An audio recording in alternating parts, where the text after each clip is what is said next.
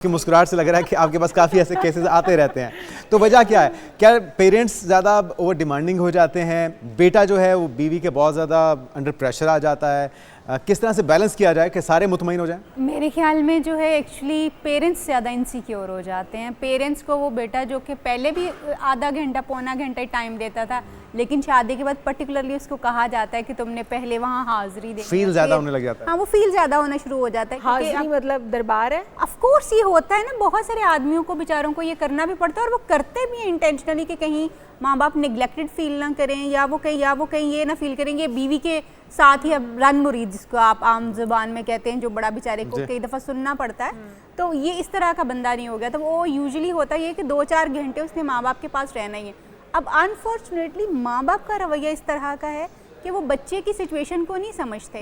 वो ये समझते हैं कि वो उसके पास बैठा और फिर वो दिखाना चाहते हैं बहू को एक्चुअली कि देखो हमारा बेटा आज भी हमारे कंट्रोल में है। बिल्कुल ये इस तरह के बिहेवियर्स एक्चुअली उस औरत को दिखाने के लिए होते हैं जो कि उनके बेटे की ज़िंदगी का हिस्सा बने। हालांकि वो आपने अपनी ख्वाहिश से, अपनी मर्जी से उस औरत को उसकी ज़िंदगी का हिस्सा बनाया होता है। सो बेसिकली ये पेरेंट्स के एंड के ऊपर ज़्यादा जो है वो प्रॉब्लम है कि उनको अपने बिहेवियर को मॉडिफाई करने की ज़रूरत है। But at the same time sometimes ऐसा होता है कि बीवियों को लगता है कि अब शादी हो गई है, अब आदमी जो है वो अपने माँ बाप का तो बिल्कुल ना रहे, उसका ताल्लुक उनके साथ ख़त्म हो गया है। और औरत को भी ये चुभ रहा होता है कि वो आधा पौना घंटा भी अपने माँ बाप के पास क्यों जाता है। सो उन सारी ख़वातीन के लिए मेरा पैगाम ये बहुत क्लियर है कि देखें, माँ बाप के बगैर आप नहीं हो सकते, वो जिम्मेदारी हैं, आपने उनको अपना उनका ख्याल रखना ही रखना है। यस, मैं बिल्कुल नहीं कह रही कि वो सारा टाइम वहीं बैठा रहे, क्योंकि यूजुअली होता है कि लोग ऑफिस से आते हैं, ऑफिस से आने के बाद अम्मा अब्बा के पास बैठते हैं and it gets too late, कि मतलब रात के 12-1 बज जाते हैं जब वो अपने कमरों में जाते हैं। अच्छा डॉक्टर ताहिरा, यहाँ पर एक और चीज़ भी है कि हम लोग देखते हैं कि बहुत सारे घरों में लड़ाइयाँ झगड़े इस वजह से बन जाते हैं कि एक बेटा जिसकी इतनी सारी आपकी खूबियाँ आपको नज़र आती थी, इतनी सारी उसमें अच्छाइयाँ थी, जब वही बेटा शादी होती है चंद ही महीनों के बाद या 1 साल के बाद या 2 साल के बाद आपको उस बेटे के अंदर बहुत सारी बुराइयां नज़र आने लगती हैं। और फिर जिस की बात आप करें कि थोड़ा सा घंटा 2 घंटा अपने पेरेंट्स के साथ बैठते हैं, उन्हीं घंटे 2 घंटों के अंदर समटाइम पेरेंट्स अपने बेटे को प्रॉपरली उसकी ब्रेन वॉशिंग कर रहे होते हैं और फिर वही बेटा जाके अपनी बीवी के साथ लड़ झगड़ रहा होता है। तो कहीं ना कहीं जिस बेटे से बड़ी मोहब्बत के दावेदार होते हैं वालिदैन, उस बेटे के घर हस्ती और उसकी ज़िंदगी का सुकून भी बर्बाद कर रहे होते हैं। तो ये जो तरीक़ाकार है, ये रवैये जो है, ये क्या सिर्फ इनसिक्योरिटी है पेरेंट्स की, या फिर ये हमें क्योंकि हम इंडिया के साथ बहुत ज़्यादा रहते थे, बतौर तरीके हमने बहुत ज़्यादा वहाँ से सीखे, तो ये बहुत सारी चीज़ें हम वहाँ से रस्म व रिवाज और ये तरीक़ाकार हम लेकर बिल्कुल हमारा कल्चर तो अभी भी हम इंडो पाक ही कल्चर को फॉलो कर रहे होते हैं, क्योंकि वहाँ से ही ये फैमिली सिस्टम एक्चुअली इंडिया का है ना। हमारा फैमिली सिस्टम तो ये नहीं है।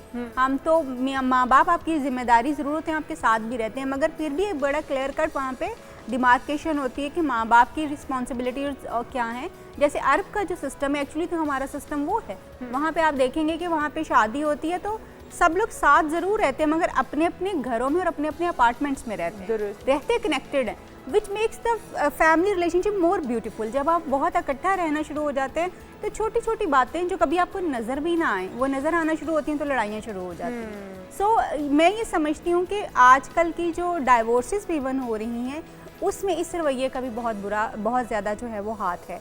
सो माँ बाप की इनसिक्योरिटीज़ हैं बेसिकली, और उनको ये लगता है कि उनका वो जो खातून आई है वो ये ना समझ ले कि हमारा बेटा हमारी बात नहीं मानता या हमारा बेटा हमारे कंट्रोल में नहीं है। उस बात को असर्ट करने के लिए दे show different kind of behaviour. लेकिन डॉक्टर ताहिरा, दूसरी तरफ अगर आपकी बेटी कहीं पर ब्याह कर जाती है और आप ये एक्सपेक्ट करते हैं कि जो दामाद है हमारा, वो बेटी की किचन में हेल्प भी करेगा, वो उसके साथ खाना भी बनवाएगा, वो उसके साथ बच्चों को भी लुक आफ्टर करेगा, और उसको बाहर घुमाने के लिए लेकर जाएगा, उसको डिनर आउटिंग सब करवाएगा, उसको साल में कोई बाहर का ट्रिप भी करवाएगा, लेकिन ये जब हमारी अपनी बहू ये डिमांड करती है या हमारा बेटा वो डिमांड्स पूरी कर रहा होता है, तो फिर हमें क्यों चुभता है? ये तो खुला तजाद नहीं। बिल्कुल ये खुला तजाद है, क्योंकि हम ये समझते हैं कि हमारी बेटी का हक ये है कि she should be pampered, she should be looked after and loved and care.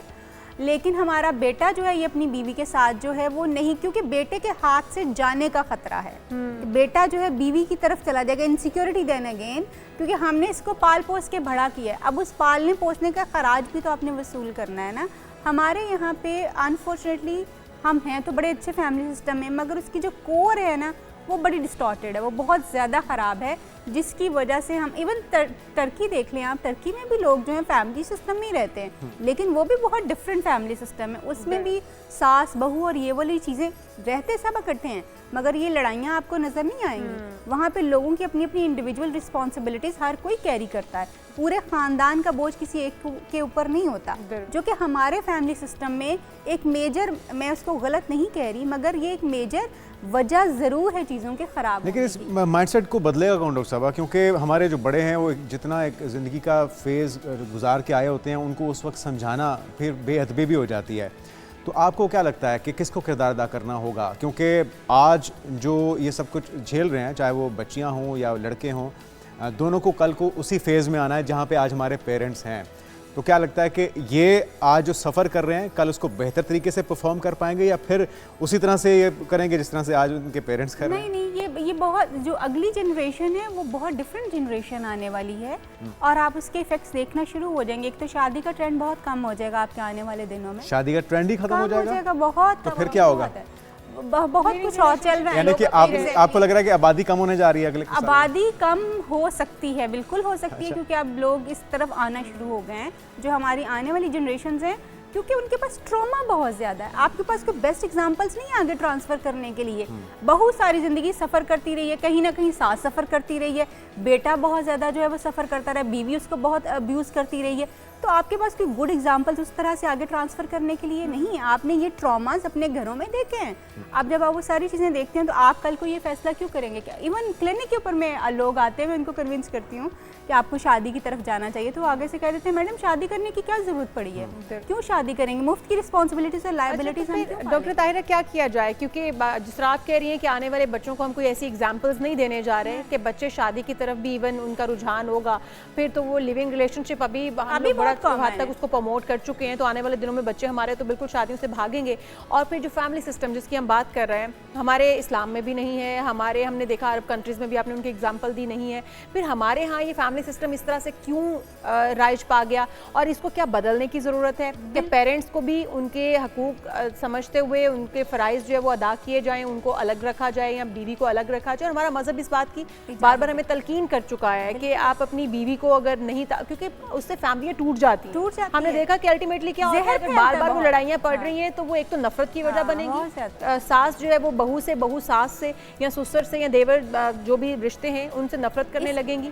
इसका जो बेहतरीन हल है ना, मैं समझ, लोग कहते हैं कि जी औरतें घर बनाती हैं, औरतें घर नहीं बनाती, औरतें घर चलाती हैं, घर मर्द बनाते हैं बेसिकली। तो मर्दों को यह मामला फहमी जो है वो लेनी पड़ेगी कि उन्होंने अपनी बीवी और अपने माँ बाप के बीच में ये बैलेंस क्रिएट कैसे करना है। और अनफॉर्चुनेटली उस मर्द को ट्रेन करने वाली भी एक औरत है, तो उसमें फिर देन अगेन हमें फैमिली सिस्टम के पीछे जाना पड़ेगा कि वो माँ जो आज माँ है और कल को उसने सास बनना है, वो अगर चाहती है कि अपने बेटे को अपने पास, बेटा कभी कहीं नहीं जाएगा अगर आप उसके लिए लेके आने वाली औरत को भी उसी तरह से कबूल करना शुरू कर देंगी। आप देखिए औरतें जो शादी करके जाती हैं वो उनका तरीकाकार क्या होता है, वो उस चीज़ को अपनाना शुरू कर देती हैं जो उसके शोहर को पसंद होती है और आहिस्ता आहिस्ता वो एडजस्ट होना शुरू हो जाती हैं। यही रवैया सास भी अपना सकती है कि वो औरत जिसको आप अपने घर लेके आए हैं उसको अपनाना शुरू करें। असल बात जो लड़ाई कबूलियत की है कि आप उस नए आने वाले इंसान को कबूल नहीं करते हैं, वो खटकता है आपको। जब तक उसकी जगह आप अपने घर नहीं बनाएंगे तब तक आपकी लड़ाइयाँ जो है वो चलती रहेंगी।